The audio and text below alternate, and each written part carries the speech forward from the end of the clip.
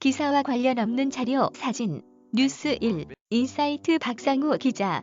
건강하던 50대 여성이 인천의 한 코로나19 생활치료센터에 입소했다가 제대로 된 치료를 받지 못하고 숨졌다는 유족들의 주장이 제기됐다. 지난 14일 청와대 국민청원 게시판에는 코로나 생활치료센터에서 사망하신 저희 어머니의 억울한 죽음을 호소합니다라는 제목의 글이 올라왔다.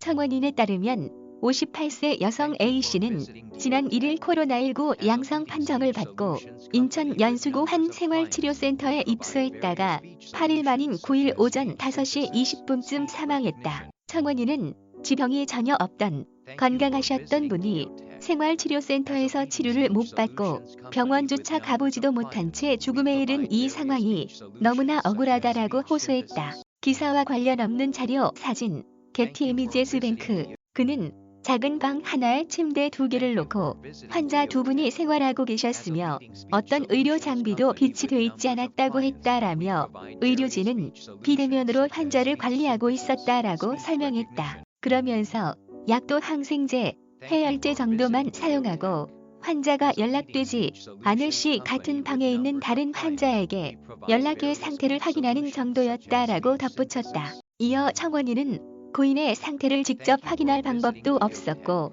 생활치료센터에서 어떤 연락도 받지 못했다라고 강조했다. 청원인은 생활치료센터의 이런 대응 때문에 제대로 된 장례식을 치르지 못했다고 강조했다. 기사와 관련 없는 자료, 사진, 게티 이미제스뱅크. 그는 사망하신 당일 바로 화장을 하게 돼 제대로 된 장례도 치르지 못했다라며 다른 환자 연락처라도 알면 어떻게 사망에 이르게 됐는지 알 수 있을 것 같지만 알 방법이 없다고 했다. 그러면서 인천시에 따르면 생활치료센터에서 사망한 경우가 처음이라고 하는데 어떻게 생활치료센터에서 사망을 할 수 있느냐며 유가족은 어머니가 억울한 죽음에 이르게 된 내용을 알고 싶다고 호소했다. 해당 청원은 사전 동의 100명이 넘어 공개 여부를 검토하기 위해 비공개된 상태다. 전날 오후 10시 기준 3,400여 명의 동의를 얻었다. 이와 관련해 인천시 관계자는 환자 상태가 갑자기 악화해